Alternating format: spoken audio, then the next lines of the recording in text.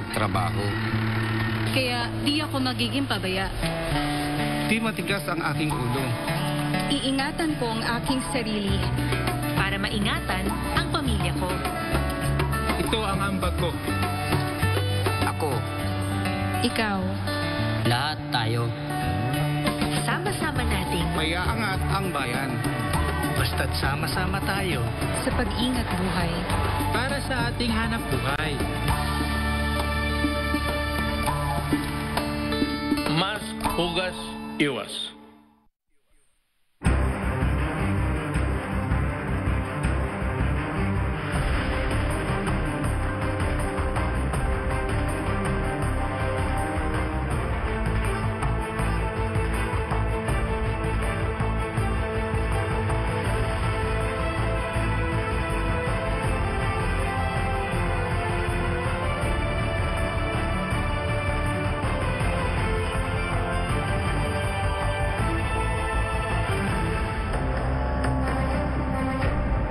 Magandang umaga Pilipinas, tuloy pa rin po ang ating laban sa COVID-19, kaya naman narito po muli kami upang ihatid ang mainit na balita at impormasyon ukol sa mga hakbang ng pamahalaan para tuluyang masugpo ang krisis.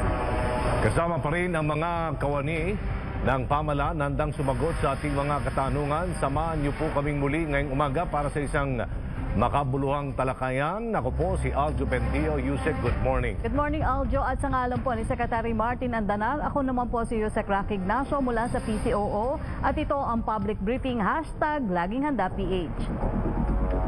At upang sumagot sa mga tanong ng bayan, makakasama po natin sa programa sina Mayor Benjamin Magalong ng Baguio City, Engineer Abraham Sales, Executive Director ng Toll Regulatory Board, Attorney Ramon Kimbo, Chief Communication Officer ng Metro Pacific Tollways Corporation, at si Governor Rodito Albano III ng Isabela.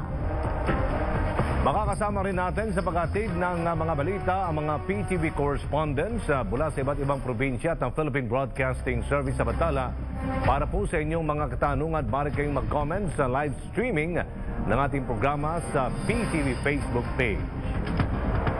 Sa ating mga balita, Senator Bongo nagbigay ng ayuda sa mga displaced workers mula sa sektor ng edukasyon, health, promotions ng DOH. Nais ayusin ng Senador upang mas maintindihan ng publiko ang tungkol sa vaccination plan. Ang detalye narito po. Mahigit 300 mga guro na kasapi ng Federation of Association of Private Schools and Administrators of FAPSA at mga manggagawa mula sa informal sector ang nabigyan ng tulong ni Senator Bongo. Ang mga benepisyaryo ay nakatanggap ng mga pagkain, food packs, vitamins, face mask at face shields. Ang ilan naman ay nabigyan ng mga bisikleta na maaari nilang magamit sa hanap buhay at tablet para may magamit ang kanilang mga anak sa online classes.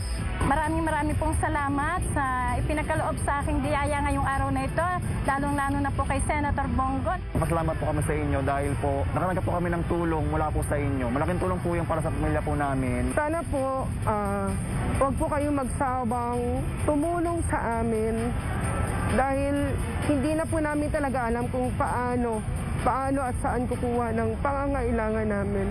Maraming salamat po. Malaki naman ang pasasalamat ni Senator Bongo sa Department of Labor and Employment sa pagtugon sa kanyang panawagan na bigyan ng ayuda ang mga distressed private teachers matapos na maipasa ang Bayanihan 2 Act. Sumulat po sila sa akin, nakiusap po ako sa ating national government. Sabi ko ako pa rin patuloy ninyo maging tulay sa ating Pangulo sa national government. So mabibigyan po sila yung mga 60,000 private school teachers ng konting tulong while yung iba po ay nawawalan ng trabaho. At may mga pamilya rin po ang mga private teachers natin. Napakahalaga rin po ng kanilang ginagampanan sa bansang ito. Ang DOLE ay nakapagpaabot ng financial assistance sa 300 private school teachers sa pamamagitan ng camp at sa ilalim ng Bayanihan to Recover as One Act. Gayon din naman sa 50 displaced informal sector workers sa pamamagitan ng TUPAD program.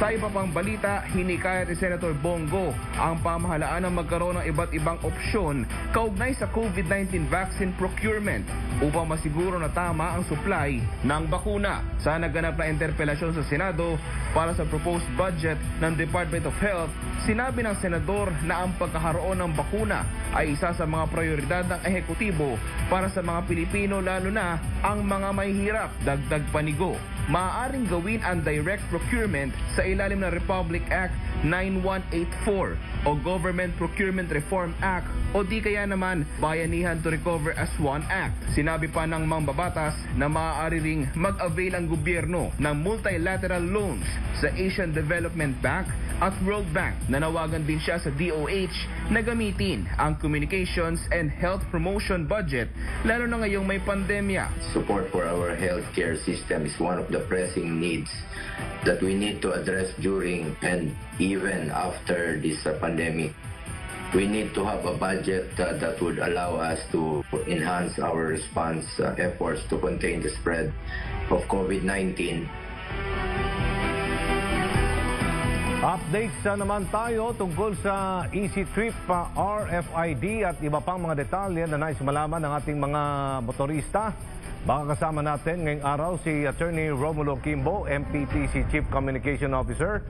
Magandang umaga po, Attorney Kimbo. Magandang umaga at salamat sa pagkakataon at sa mga tagapakinig. Kasama din natin si Yusek Rocky, Ignacio Attorney. This is Aljo Bendijo. Naging issue po nga ang ito pong pila, napakahabang pila ng mga sasakyan para lang po magpakabit ng RFID. Ngayon daw ay meron ng tawag na oras, itong online RFID reservation and appointment system. Paano po? Anong proseso nito, Attorney? Salamat. Simple lang naman, pumunta lang sa mga social media accounts ng NLEX Corporation, ng Cavitex, ng EasyTrip. May makikita po kayo doon QR link. Pwede pong kunan ng picture yon sa cellphones ninyo. At yun naman ay makukuha nyo na yung information, mag-fill up kayo at lalagay nyo yung basic information. Pag nalagay nyo po yung information na yon, meron pong reply, ibibigay po doon yung exact na araw, lugar at saka petsa ng pagkakabit ng RFID. Wala na hong pila, by appointment po yon. Marami po tayong installation areas na by appointment only. So, pakinabangan po natin yung pagkakataon na yon. Dahil po, pag nakuha nyo po yung reply, may QR code din kayo, yun lang ang dadalhin ninyo. No need to fall in line, babasahin lang po yung QR code, kakabitan na kayo ng RFID. Saan po yung mga installation areas, Attorney Kimbo, na sinasabi po ninyo? Marami. Yung by appointment, halo po ang installation area po natin, Aljo, no? Yung iba, yung normal nating installation areas.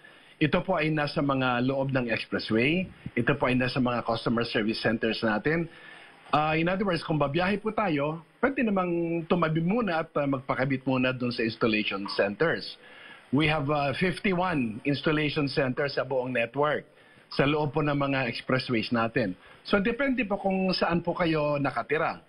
Doon naman sa by appointment, siguro nakakawalong by appointment areas na tayo for the oras at booking system. Mantakin lang na tingnan yung ano mangyari lang, tingnan yung mga lugar na yon for the quick installation on the appointment date. Kasi po, kayo po ang mamimili ng mga dates ninyo eh. Kasi iniiwasan natin dito, sir, yung pong pila, yung mahabang pila. Opo, yun po ang, actually, dalawa po ang gusto nating mahagilap dito, John. No? Number one, wala hong pila. Number two, yung pang kailangan lang magbiyahe on or before by December 1, ang kailangan naman ng RFID. Gusto naming kunin itong pagkakataon, kung hindi naman po tayo nagbabiyahe madalas o regular user, pwede naman ho tayo maghintay after December 1, January, February, wala hong problema. In other words, wag na ho tayo makisabay doon sa panic buying na tinatawag dahil po ang kailangan talaga makapagpakabit yung po mga regular users natin, mga ngalakal, mga naghahatid po ng pasahero, yung po mga commuters natin everyday, sila po na lang pagbigyan po natin Kung hindi naman po tayo regular user, pwede naman next year tayo magpakabit. Opo. 500 piso daw ang minimum na kailangang i-load sa RFID. At tanong yan ng ilan sa ating mga kababayan, hindi ba ito maaring maging flexible at kung magkano na lang ang toll fee na kanilang kailangan, ay yun lang po ang kanilang pwedeng ilo-load? Salamat. Actually, hindi po ito maintaining balance. Initial load po ito. Initial load lang naman ito. In other words, siguraduhin lang po natin na may load po yung RFID sticker ninyo o yung account dahil po, ito po naman magsasaad na pagpasok nyo po sa toll gate, wala po kayong hassle, hindi kayo titigil, hindi po kayo nakakaabala doon sa mga nasa likod ninyo. So yung 200 pesos po natin, initial load, consumable po yun, hindi po nag-expire for class 1 vehicles yun sa mga ordinaryong sasakyan. So hinihikayat po namin, hindi po nawawala yon, mag-initial load lang po tayo. In other words, siguraduhin lang na meron naman talagang pambayad para hindi kayo makaabala sa ibang tao. Opo. Nabanggit po natin yung tungkol sa RFID load. Paano po natin masisiguro na hindi po mangyayari itong kain load? Opo, kain load katulad ng mga nangyayari po sa mga cellphone, attorney. Okay, number one, ang load po natin ay hindi nag-expire. Hindi po nag-expire. Number 2, may account ho tayo. Ito pong nawawalang load, meron tayong mga natatanggap na report na hindi po nagtutugma yung balanse na nakikita nila sa account nila doon sa actual na iniload nila. Timing lang ho yun. It's just a timing issue. In other words, doon po sa record, sa system, yung load po ninyo, kung ano po yung ginamit ninyo, yun lang po ang mababawas. Wala hong sobra, wala hong kulang. Ino-audit po tayo. So we assure everybody na yung load po ninyo na ilalagay, may konting delay lang sa pagbato ng information kasi po hindi po real time naman yung ibang pag-load.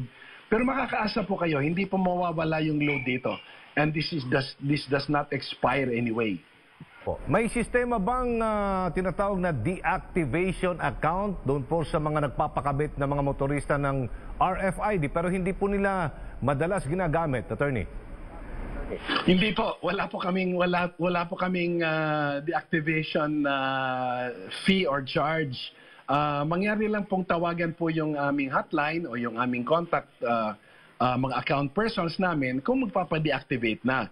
Parang ano lang naman yon, business courtesy lang naman yon. Kapag hindi nyo na po gagamitin, mangyari lang pong tumawag o mag-email para lang ma-reflect po sa record na hindi nyo na po gagamitin yung RFID. Halimbawa, ibebenta nyo na po yung sasakyan. I mean, mga ganong bagay. Opo. Doon naman po sa madalas na mangyayari din itong error. May error sa inyo pong Easy Trip mobile application. Meron bang mas mabilis na paraan para po may check agad natin yung balanse kung sakaling sira nga itong app, itong Easy Trip app application, attorney? Thank you for that, Aljo. Yung Easy Trip app po, nag-upgrade na ho tayo. Talagang we were swamped with new applications. We have a total of 820,000 new accounts. So medyo nabulunan lang po ng konti yung ating app, no? But we have already upgraded it. So tuloy-tuloy lang po yon. Pag-check po ng balance natin, pasok lang po doon sa Easy Trip app at medyo malapit na po sa real time yon. May konti pong delay because of the volume of applicants. 820,000 po ang mga bagong accounts natin. Kailangan ng konting pasensya but we assure everybody that the app itself is useful. Tiyempohan lang po natin at makikita naman po yung account balance. Real-time balance po ang makikita natin doon sa app na yon.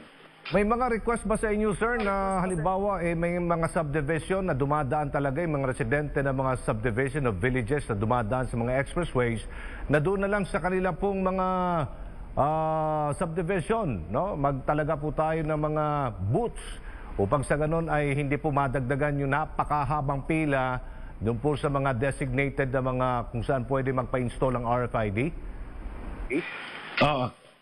Tuloy-tuloy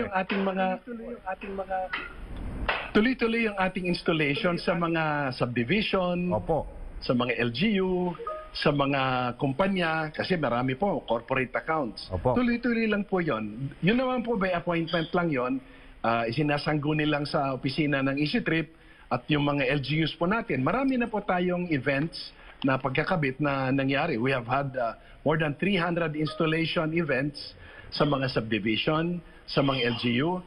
The latest pong LGU natin sa City of Manila, si Yorme po, nag-sponsor po ng 2 araw na installation.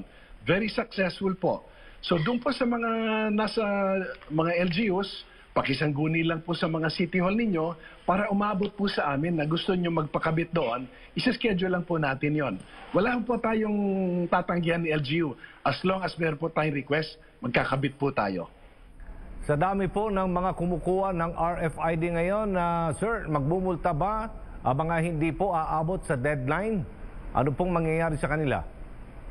Ganito po, Aljon, ang gumagamit na po ng RFID natin ngayon, mula nung August when we started, nasa 35% lang tayo ang ratio ng RFID to cash.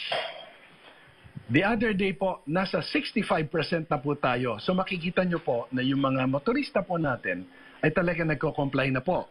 Ibig sabihin, pataas na ng pataas po yung gumagamit po ng RFID. More than double since August lang po ito. So we are very encouraged na yung mga motorista natin tuloy-tuloy lang ang pagpapakabit. Ang target naman po namin, aabot lang kami ng 2 million eh. Sa ngayon kasi ang naikakabit na namin, mga 850,000 since August, in addition to our 1.4 million. So malapit na po ma-reach yung aming target na 100%. Alalahanin po natin, hindi naman po lahat ng tao gumagamit ng expressway every day. Ang amin pong forecast, yung amin pong target, ay based po yan sa araw-araw na bilang namin on the average. So malapit na po naming ma-fulfill yung 100% at inaasahan po namin kung meron mang darating doon na walang RFID, doon pa rin sa toll gates namin makakabitan. Inaasahan po namin, we assure everybody, kung wala po kayong RFID by December 1 at talagang magbabiyahe kayo, the following day, doon pa sa toll gate, makakabitan po namin kayo. You don't need to worry about any multa or any violation. Mensahe na naman po, Attorney, sa taong bayan na nakikinig at nanonood po ngayon. Salamat po. We take this opportunity, as I said kanina, malapit na po mag 70% ang record po natin ng mga gumagamit ng toll gates po ng Metro Pacific Tollways. At inaasahan po namin na tataas pa ito. So doon po sa araw ng RFID 100% cashless, makakaasa po kayo na ready po yung mga tauhan namin, ready po yung system namin. Magtulong-tulong po tayo para makaiwas po tayo sa COVID at ito naman po ay para sa kapakanan nating lahat. Lastly, yung pong mga hindi talaga madalas magbiyahe, pwede naman maghintay next month na lang, December, or sa Pasko or sa New Year. Makakaasa po kayo, pagpasok nyo pa sa tollgate at wala kayong RFID, meron pong magkakabit doon. Don't worry, we will install the RFID sticker in your car as you enter. Maraming salamat, Attorney Romulo Kimbo. Mag-ingat po kayo, sir. Thank you so much. Thank you very much. Thank you very much, Aljo and Yusek. Okay, salamat po. Samantala, makibalita naman tayo sa kasalukuyang sitwasyon sa probinsya ng Isabela. Makakausap po natin ngayon si Isabela Governor Rudito Albano III. Magandang araw po, Governor. Magandang araw sa inyo. Good morning. Apo. Governor, kumusta na po kayo at ating mga kababayan dyan sa Isabela? Ako pagod. Yung mga kababayan ko mukhang naglilinis-linis na at saka maliwanag na rito at maganda na yung panahon. Opo. Sa ngayon po, may ilang lugar pa bang lubog sa baha at paano po naibalik na po ba yung kuryente sa buong probinsya? Oo, sa ibang lugar siguro, konti na lang yun, pero nakakadaanan na nadadaanan na yung mga talagang nakakaabot na yung mga sasakyan sa mga barangay na sinasabi na isolate. Opo, kumusta naman po pagdating dun sa pamahagi ng mga tulong o donasyon? Ano po yung ginagawa niyong estratehiya ng LGU para po mabilis na maipabot yung mga tulong na nangangailangan pa rin po? Binababa namin sa mga mayor at mga barangay captain. At marami na tumutulong dito, yung mga dumarating, mga senador. Katulad ngayon, si Bong Revilla nandito sa amin ngayon sa mga bayan sa bayan ng Itiague.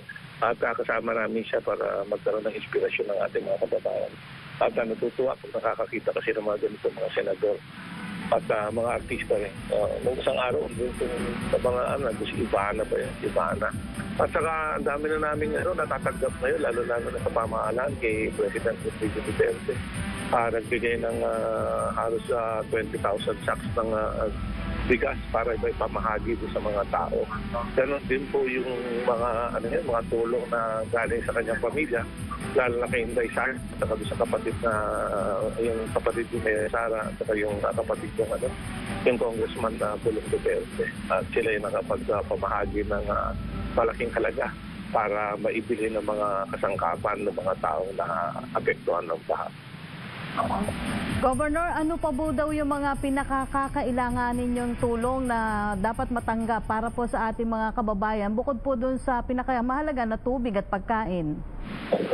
Yung yung rehabilitasyon ng mga daan, yung rehabilitasyon ng mga tulay nila. Sasalan naman kami, yung mga senador tutulong naman. Maraming nag-place yung mga senador na tutulong sa pagkaano ng mga infrastruktura na na-damage dito sa lalawigan ng Isabela. Opo. Governor, sa pagbangon po ng lalawigan ng Isabela, ano po yung uunahin ninyong pagtuunan ng pansin? Pagtutuunan natin yung kalusugan nila, kasi marami ngayon na nabaha yung post-flooding trauma nila.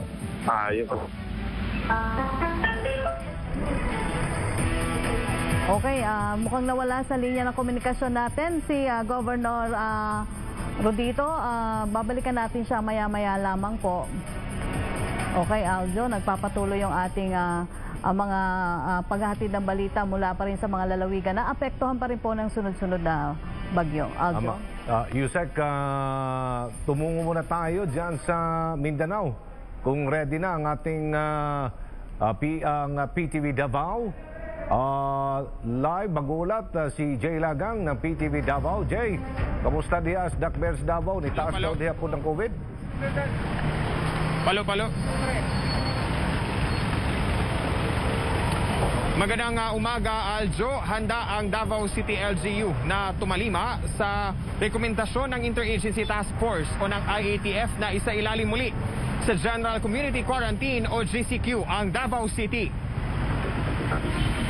Aljo, sa ibinahaging statement ng Davao City Information Office ay sinabi umano ni Davao City Mayor Sara Duterte na susundin ng lungsod ang IATF at hinihintay na lamang ngayon ng Davao City LGU ang kinakailangang dokumento. Noong Martes ay nagsagawa ng meeting ang Regional COVID-19 Interagency Task Force kung saan inirekomenda mismo ni National Task Force Against COVID-19 Chief Implementer Secretary Carlito Galvez Jr. na isailalim muli sa General Community Quarantine o GCQ ang Davao City dahil sa dumaraming kaso ng COVID-19 dito. As of November 19 ay nasa 2,378 na ang naitalang total active cases ng COVID-19 kung saan 1,874 dito ay nasa Davao City. Sa ilalim ng GCQ, nasa 10 katao lang ang papahintulutang makapasok sa mga simbahan. Bawal ring lumabas ng bahay ang may edad 60 years old pataas at 21 years old and below. Lilimitahan din sa ilalim ng GCQ ang bilang ng mga pampublikong sasakyan kagaya ng mga jeep na maaring bumiyahe. Samantala, Aljo, sa ilalim din ng DTI Memorandum Circular number 20-57 as of November 1, 2020 ay 75% ng operating capacity ng mga salon at barbershop ang papayagan sa GCQ. Sinabi rin ni Galvez na mahirap ipatupad ang ECQ o MECQ sa buong Davao City dahil sa economic impact nito. Kaya imbis na sa buong lungsod ay mas mainam umano na isailalim sa granular lockdown ang mga itinuturing na mga high-risk barangay sa lungsod at may mga matataas na kaso ng COVID-19. Unang isinailalim sa General Community Quarantine o GCQ ang Davao City mula May 16 hanggang June 30 ngayong taon, bago tatupad ang MGCQ simula July 1 hanggang sa katapusan ng buwan ng Nobyembre ngayong taon. Samantala, Aljo, ngayong umaga lang ay inanunsyo ni Presidential Spokesperson Harry Roque na inaprubahan na ng IATF ang pagsasailalim muli sa Davao City sa General Community Quarantine o GCQ. Si Melquiades Feliciano, ang Deputy Chief Implementer of National Task Force Against COVID-19, ang inatasan na mangunguna sa coordinated operations to defeat the pandemic or code teams na siyang i-deploy dito sa Davao City upang isagawa ang mga kinakailangang hakbang upang mabawasan ang tumataas na bilang ng kaso ng COVID-19 dito sa lungsod. Ipapatupad din dito sa Davao City ang One Hospital Command Center upang mas maging efficient ang referral system ng mga COVID-19 patients. Ngayong hapon, Aljo, ay inaasahang magbibigay ng karagdagang statements si Davao City Mayor Sara Duterte patungkol dito sa pagsasailalim muli sa Davao City sa General Community Quarantine. At yan muna ang latest mula dito sa Davao City. Jay Lagang para sa Bayan. Maraming salamat, Jay Lagang. Puntahan naman natin si Jorton Campana mula po sa PTV Cordillera.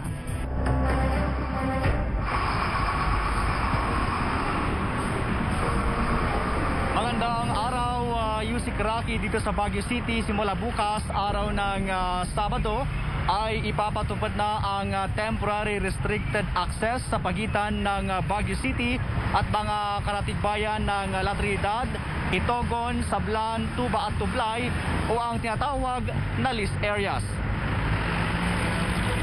Hihigpitan na ang border control checkpoint sa mga pumapasok sa lungsod mula sa list area sa loob ng 2 linggo hanggang December 4, 2020. Nag-usap na kami ni Governor Melchor, pinanggit ko sa kanya that we will implement a stricter border control. Same border control that similar to what we did in Tugon. Batay sa kautusan na inilabas ni Mayor Magalong, papayagan lamang makapasok sa lungsod ang mga empleyado sa public and private offices o establishment, mga may medical appointments at medical emergencies, at mga kukuha ng essential goods and services sa kanilang designated schedule. Kailangang magpakita ng valid government-issued ID bilang proof of residence, dokumento bilang proof of employment or business, at mandatory din ang medical certificate na magpapatunay na ang isang residente hindi possible, probable at suspect case ng COVID-19. Samantala, epektibo at maganda ang resulta ng isinasagawang antigen testing ng pamahalaang panglungsod ng Baguio kasabay ng tumataas pa rin na kaso ng COVID-19. Ang Baguio City ang napiling pilot area para sa antigen testing. Ayon kay Mayor Magalong, magandang screening tool ang antigen bilang alternatibong COVID-19 testing method na ginagamit ngayon sa mga umaakyat na turista. Gayunman, paliwanag ng contact tracing czar, mababa ang sensitivity rate sa mga travelers gamit ang antigen test. So, maganda yung resulta nung test na yon, supporting the use of antigen as a good screening tool. No? So, pero doon sa travelers naman, medyo mababa yung kanyang sensitivity. Mataas pag close contacts ang sensitivity.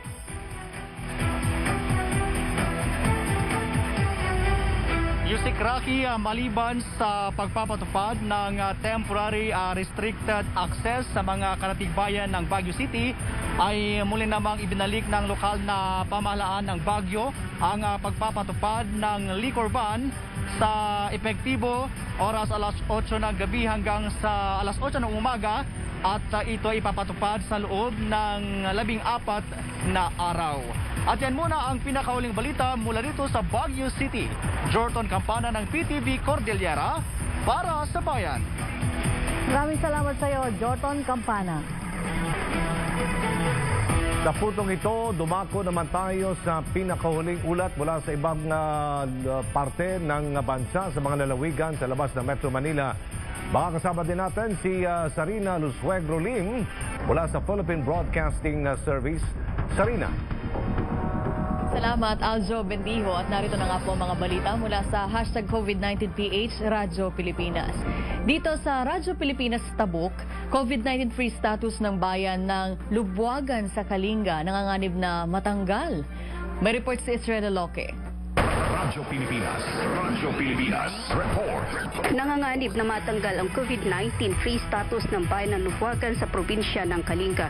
Ito ay makarang 2 bisita nito na sumaglit lamang ng isang araw sa naturang bayan ang magpositibo sa RT-PCR test. Ayon kay Epidemiology Surveillance Officer Jose Pardito Jr. ng Provincial Health Office, nakuhanan ng swab sample ang 2 individual nang sila ay dumating, subalit nakaalis na at nakauwi na ito sa lungsod ng Baguio nang dumating ang kanilang resulta. Ayon kay Pardito, positibo ang resulta kaya naman agarang nagsagawa ang pulisya at iba pang kinaukulan doon ng contact tracing kung saan 30 nakasalamuha ng mga ito ang nakuhanan na rin ng swab sample at naka-isolate na sa kasalukuyan.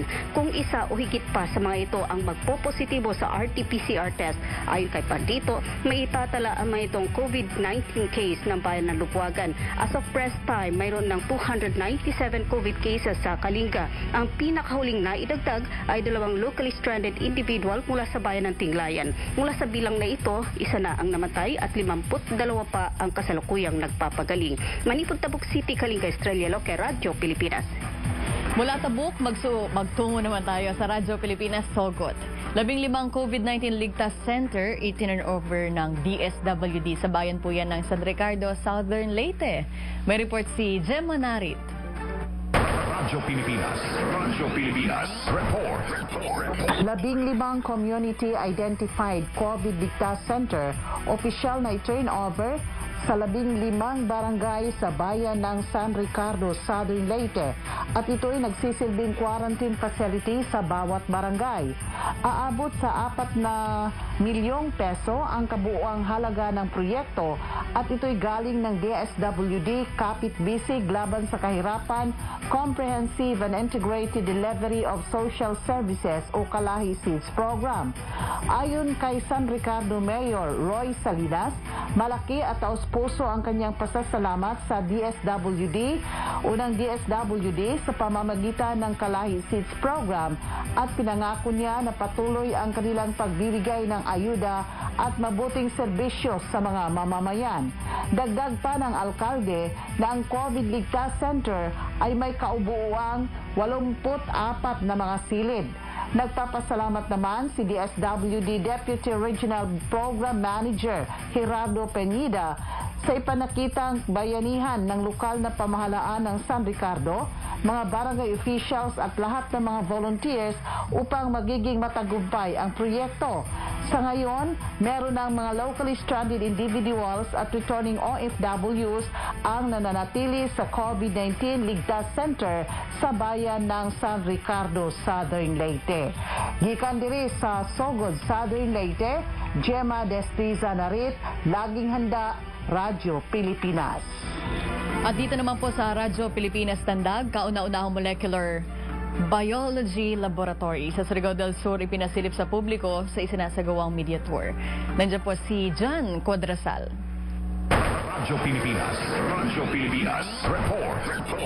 Pinasilip kaagad sa publiko sa isinagawang media tour ang kauna-unahang Molecular Biology Laboratory sa Surigao del Sur matapos ang blessing na gusali nito kahapon, Nobyembre 19 sa Adela Serrati Memorial Medical Center dito sa Tandag City kung saan itinayo ang naturang laboratorio. Ayon kay Reclin Ruaza, Information Officer ng AST-MMC, mahalagang maipaabot sa publiko ang impormasyon ukol sa itinayong Molecular Biology Laboratory dahil malaki ang magiging bahagi nito sa laban sa COVID-19, partikular na sa pagpapalawig ng RT-PCR testing capacity ng lalawigan. Ani Ruaza, magbibigay pag-asa ito sa mga residente ng Surigao del Sur dahil mapapabilis na ang pagpapalabas ng resulta ng mga swab tests. Mapapadali rin ito anya ang pagkilala sa mga pasyenteng kailangang bigyan ng lunas ngayong may pandemya. Binasbasan kahapon ng hapon ang gusali na naturang Molecular Biology Laboratory kung saan personal na dumalo sina OIC Assistant Regional Director ng DOH Center for Health Development Caraga, Dr. Herna Manatad, Surigao del Sur Governor Alexander Pimentel at iba pang imbitadong personahe sa lokal na pamahalaan. Gikan diri sa Tandag City, kini si John Cuadrasal, Radyo Pilipinas. At yan po mga balita mula dito sa hashtag COVID-19PH Radio, Radyo Pilipinas. Muli ako po si Zarina Lusuegro. Back to you, Aljo. Maraming salamat, Zarina Lusuegro Lim. Muli po natin balikan si Governor Rodito Albano III ng Isabela. Good morning po ulit, Governor. Pasensya na, nabutol tayo kanina. Opo, pasensya na rin po, Governor. Ulitin ko lang po yung tanong na sinabi natin kanina bago po tayo naputol. Sa pagbangon po ng Isabela, ano po yung uunahin ninyong pagtuunan ng pansin? Pagtutuunan namin ng pansin yung kalusugan ng ating mga mamamayan dito. Yun naman ang yun ang after flooding, yun ang kailangan gawin natin at kalinisan mga barangay. Kasi ngayon Governor, kumusta po yung mga nagstay sa evacuation center? Kumusta po yung mga kalusugan nila? Yung ating mga kababayan, sila po ba'y nakabalik na rin sa kanilang mga bahay? Halos lahat nakabalik na at saka binibigyan na natin todo relief. Kadami kasing relief na dumating dito na overwhelm kami. Kung na-overwhelm kami sa pagdaloy ng tubig, ganoon din yung pagdaloy ng relief. At ako'y natutuwa dahil yung bayanihan spirit ay bumabalik na naman sa ating mga kababa. Opo, Governor, para naman po sa mga nais pa rin mag-abot ng tulong sa ating mga kababayan, saan po sila maaaring tumawag o magpaabot ng impormasyon na gusto nilang magbigay ng tulong sa inyo? Okay lang sa amin. Yung rin na lang namin yung pagbagon. Reserva na lang natin muna yung pagtulong. Kasi umaapaw na rin yung tulong dito sa amin.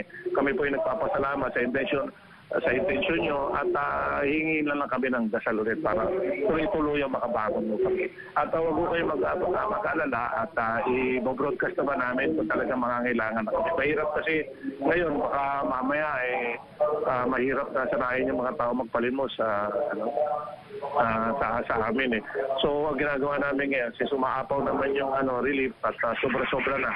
At ay pamahagi ito para at least bumangon na sarili at magsumikap ang ating mga kababayan dito sa lalawigan ng Isabela. Governor, alam ko po nga abalang-abala kayo. Kunin ko na lang po yung mensahe nyo sa ating mga kababayan dyan. Kami po yung nagpapasalamat sa inyo lahat na tumulong sa amin, lalo-lalo na kung at hindi ko na po babanggitin yung pangalan nila at baka maging papo pa yung dating namin dito. At kami lubus-lubusan nagpapasalamat sa lahat po na tumulong sa amin at ang paggaganti na lang na paano na lang namin sa inyo yung aming pagdadasal at taos-pusong pagpapasalamat sa inyo po lahat dyan na tumulong po sa amin. Okay. Maraming salamat po, Isabela Governor Rodito Albano III. Thank you. Para naman alamin ang sitwasyon ngayon sa Cebu City, narito po si John Arua.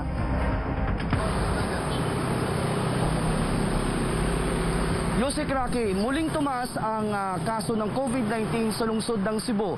Sa uling tala ng DOH-7, nasa 330 na ang active cases ng COVID-19 sa lungsod. Halos 50% ang itinaas ng kaso ng COVID sa Cebu City matapos nakapagtala ng 179 na kaso sa loob lang ng 20 araw. Kahapon nakapagtala ang DOH-7 ng 25 kaso kaya umabot na sa 330 ang active cases ng COVID sa Cebu City. Ikinabahala naman ng lokal na pamahalaan ng Cebu City ang sunod-sunod na mga naitatalang kaso. Just imagine, ana itong kaso niya, kalot nila ni ana. So, kano samantala, manguros ka ng kilat na. We want nga, kaning atong health protocol, mahimo na ni siyang muscle memory sa mga tao ba? Isa sa mga nakikitang dahilan ni Councilor Joel Garganera ay naging kampante na ang mga tao. Gaya na lamang ng daan-daan mga rider sa Cebu na nagtipon-tipon kamakailan at gayon din ang isang tindahan ng sapatos na dinumog ng maraming tao. If you notice, people are getting more relaxed. People are getting complacent, kumpiyansa na kayo. Makita naman mo sa daghan kay mga mass gathering, like katong nag-motorcade, naglibot-libot, katong nagpundok sila, katong promo nga sa shoe store. And then, everywhere you can see it on Facebook. There are a lot of gatherings, parties. Muling nanawagan ng opisyal sa publiko na maging responsable sa pagsunod sa mga ipinatutupad na panuntunan ng pamahalaan. Let us enjoy and celebrate by the time na si COVID na. But until such time si COVID na let us be mindful. We have to protect ourselves because by protecting ourselves, we are also protecting our loved ones, our family, and our community.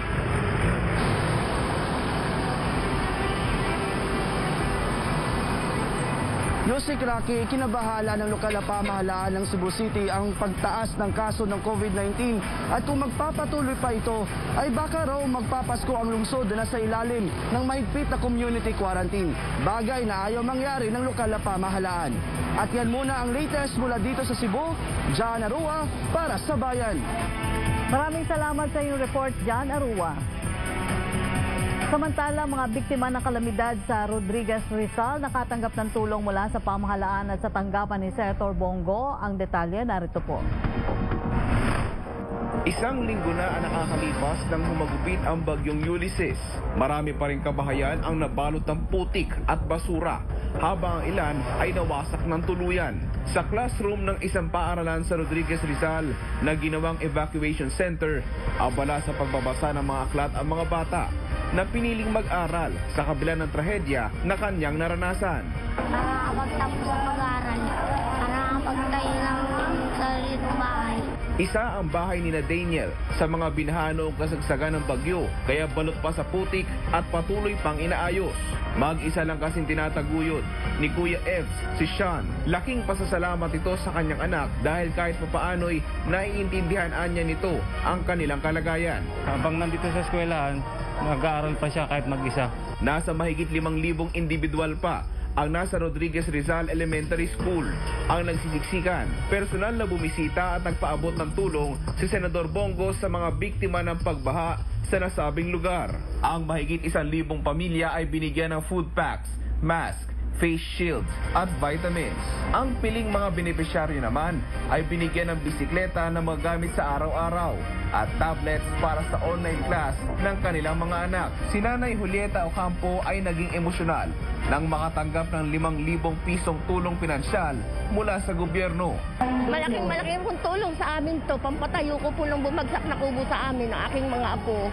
Marami pong salamat. Naroon din ang National Housing Authority para mamahagi ng mga housing materials. At sa mga nais naman magparelokasyon ay may nakahandang programa ang NHA. Maliban sa tulong pinansyal ng DSWD, nagbigay din ng tulong ang DA at DTI para sa mga kwalipikadong benepisyaryo sa ilalim ng kanilang mga programa. Huwag ko kayong mag-alala, nandito naman po ang gobyerno, Pangulong Duterte. Sa abot po ng aming makakaya ay tutulong po kami sa inyong lahat. Basta magtulungan lang tayo. Sino ba namang magtutulungan kung hindi tayo lang po, kapwa nating Pilipino? Samantala, dumako naman tayo sa update kaugnay sa COVID-19 cases sa buong bansa. Base po sa tala ng Department of Health as of November 19, 2020, na itala ang 1,337 newly reported COVID-19 cases. Ang total number of confirmed cases ngayon ay 413,430.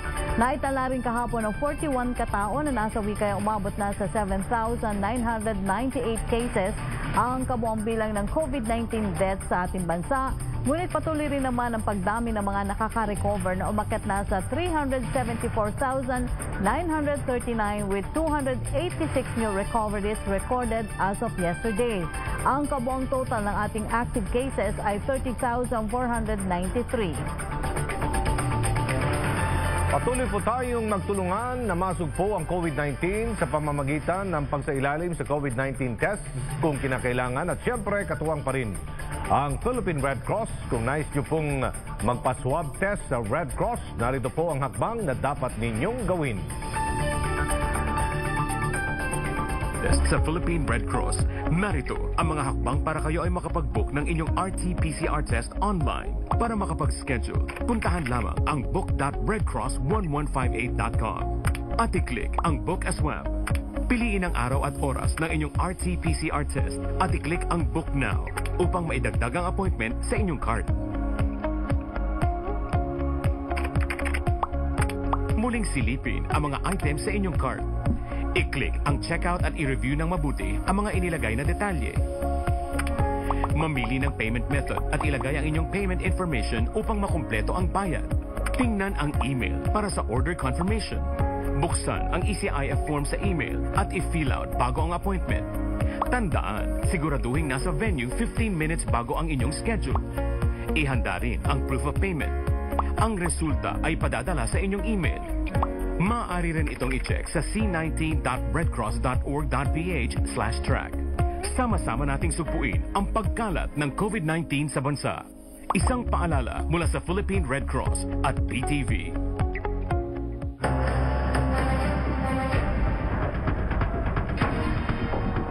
Pagtala, Tactical Operations Group ng Air Force tumugon agad sa request na rescue operation ng Isabela PDR-RMC noong kasagsagan ng baha. Dahil maaga na ganda ang Air Force, nakapagpadala sila ng 2 disaster response team sa Ilagan City. Magdamag nilang tinulungan ang mga na-stranded na individual sa Purok 3, Barangay Alingigan at Capitol Hills sa Ilagan City. Kinabukasan tumuloy ang water search and rescue team sa Tuguegarao City. Nagpadala rin ng karagdagang air assets ang Philippine Air Force Headquarters sa Cagayan.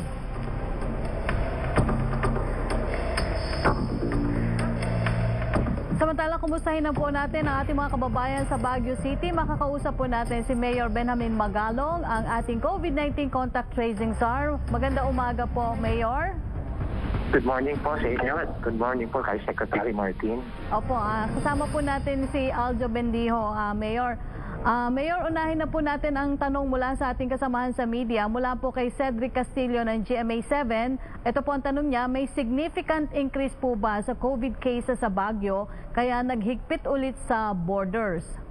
Epekto po kaya ito ng muling pagpasok ng mga turista? Okay, good question po, no?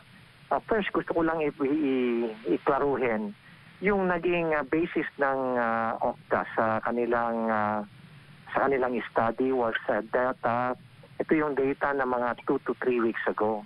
Kaya lumabas talaga na high risk, which is true, na talaga naging tumaas yung aming kaso. Pero for the past 2 weeks, talagang nasa downtrend na kami at ito pinakita namin sa Department of Health. Pinakita namin kay Yusek Rosette together with his team, with her team. At nakita nila talaga na meron na talagang downtrend. In fact, if you compare it to our situation in October, we had 2 major outbreaks doon that caused about 500 plus na infection. We were then hitting about 57 or 52 cases a day. Now, we are down to less than 20 a day na kami. In fact, kahapon, nasa 14 cases na lang kami. So, nasa downtrend kami ngayon, ano? Pero yung paghihigpit namin, ang resulta nun, the reason why we're continue to sustain it, is nakita namin na naging effective. Inumpisan namin sa Itugon for a 14-day na strict border control. Nakita namin yung significant na downtrend. So itinutuloy pa rin namin sa ibang mga karating na munisipyo yung boundary namin sa kanila para talaga masustain namin yung aming intervention na border control coupled with yung contact tracing, coupled with yung namin, yung expanded testing at aggressive testing. Kaya tuloy-tuloy yung pagpapatupad namin ng strict border control for the next 14 days lang naman. And after that, ililit na namin. Tanong pa rin po mula kay Cedric Castillo, paano daw po ang mga gulay at ibang kalakal? Saan po pwedeng malusutan o madadaanan nila?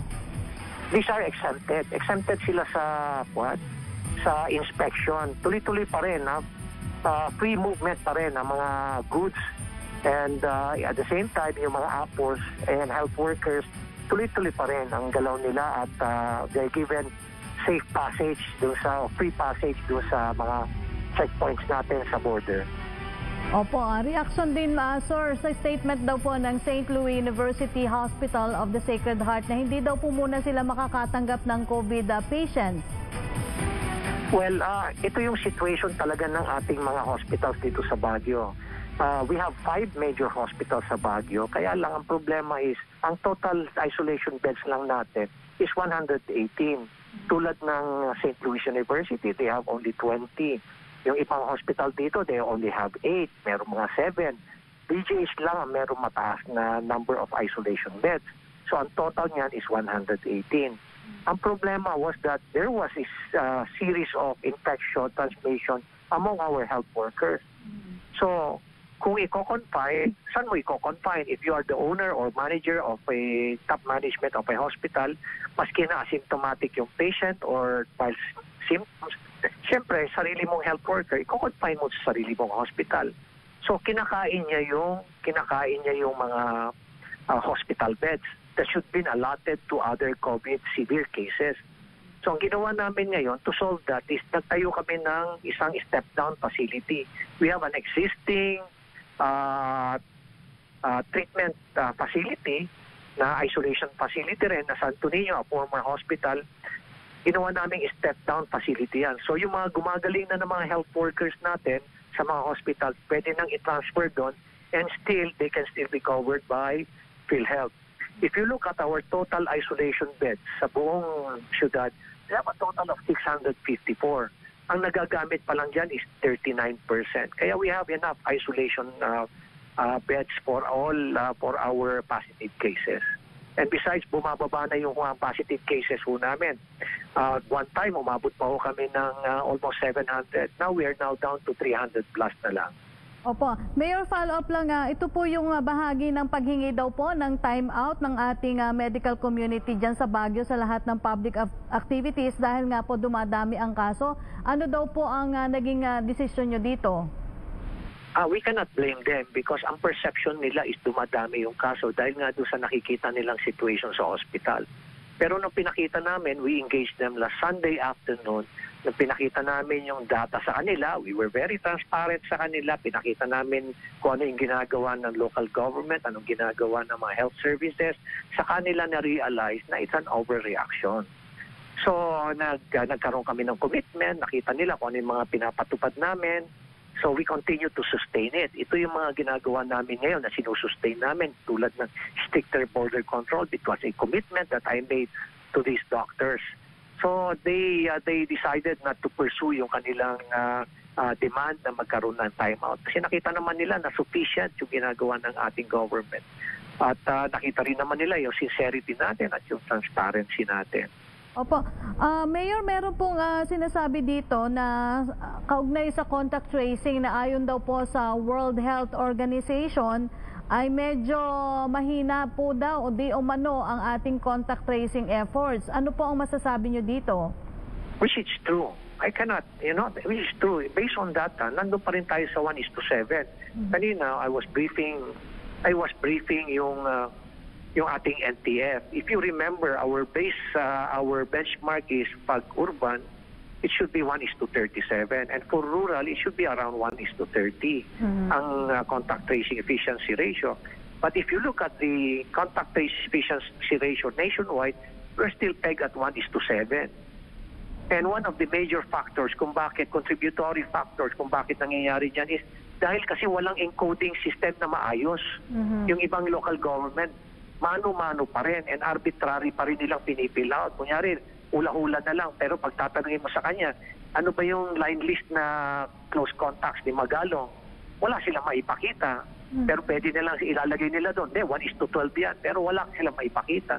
So, there is no system. There's no proper encoding. Yun ang nakita naming major na contributory factor. So, we're now coming up with a uniform data collection tool na compatible sa COVID kaya, compatible din sa CDRS na ginagamit natin so that it will support our analytical tools and immediately it can generate yung mga data analytics na kailangan natin ma-generate. Opo. So yun ang direction po natin.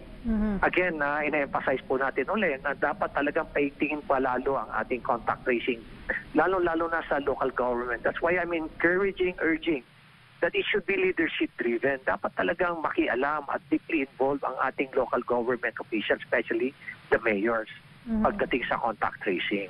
Opo, Mayor, kailangan daw po na almost 135,000 na contact tracer sa buong bansa. Posible po kaya ito ma-achieve o gaano po karami na meron tayo sa ngayon?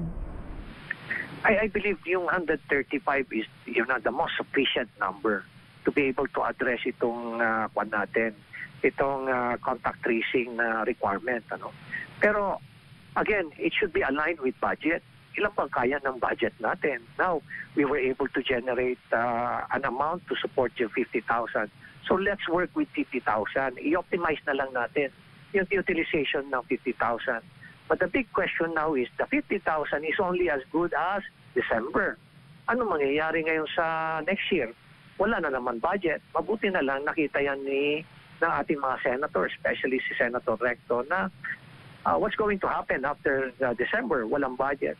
So this is something being worked out now with the Senate para magkaroon ulit ng additional fund to support our contact tracers for the next one in 2021. This will still be a long and enduring battle. Looking at the latest developments of vaccines, I don't think we will be able to immunize everyone dito sa Pilipinas by 2021. We're still looking at about 40% pa siguro ang dapat natin vaccinate in 2022. So those are the things na we should be prepared. It will be a long and enduring battle pa. Papatupad ng safety protocols sa mga turistang pumapasok sa Baguio City. May mga bago po bang guidelines kayo pinatutupad? Wala pa rin. We're sticking to the your previous guidelines that all visitors have to pre-register dun sa aming Baguio Visita.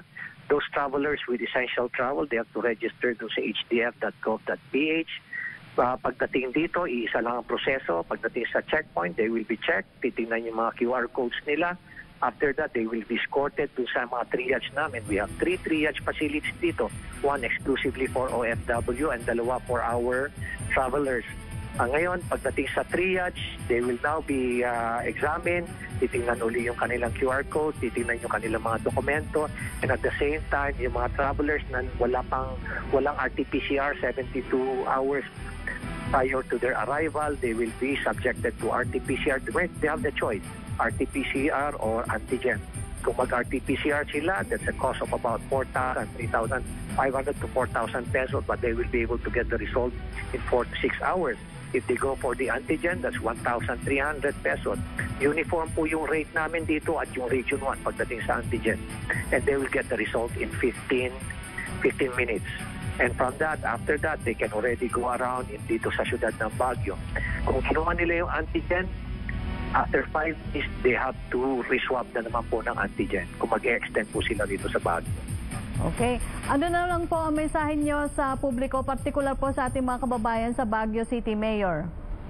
Okay, sa ating pong kababayan sa syudad ng Baguio, just would like to assure you po ng COVID-19 situation natin dito is a very, very manageable at a very, very manageable level. Huwag po kayong matakot. We still continue to encourage you to go out except yung bago po nating nilabas po na executive order na medyo iniigpitan po natin yung above 65 po dahil nagkakataon po na nakita po namin sa aming analytics na marami po tayong severe cases na ang mga pasyente po yung mga above 65. Pasensya na po kami. It will only take for 40 days. After that po ulit, papayagan na naman po kayong lumabas para ma-enjoy po nyo yung ating surroundings. But nevertheless, kung may essential travel po kayo outside of your residence, you will be allowed to go out. So please, bear with us. Ginagawa po namin lahat ang paraan para po dahil maayos po yung sitwasyon natin dito sa syudad ng Baguio. You are safe. You will always be your safety and health is our priority. In the same manner na ganun din po yung ating mga bisita rito.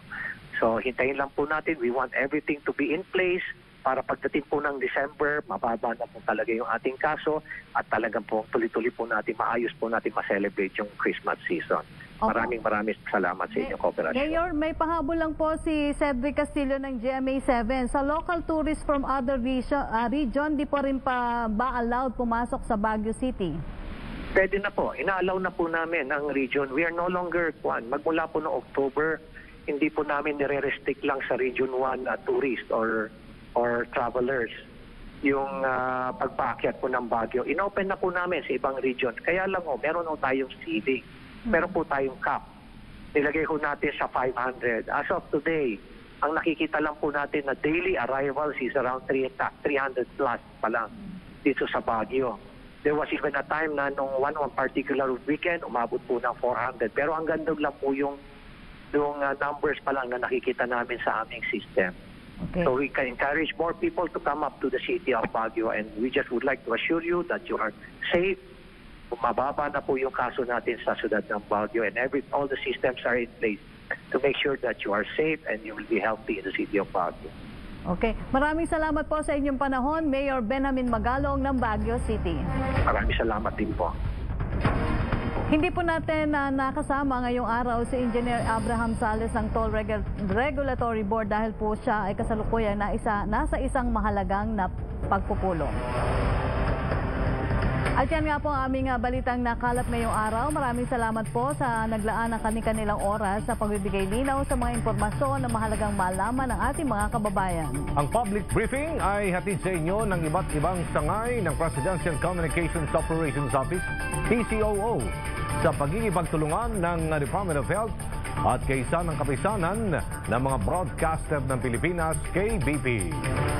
Asahan ninyo ang aming patuloy na pagbibigay impormasyon kaugnay sa mga updates sa ating paglaban sa COVID-19 pandemic. Maraming salamat din sa Filipino Sign Language Access Team for COVID-19.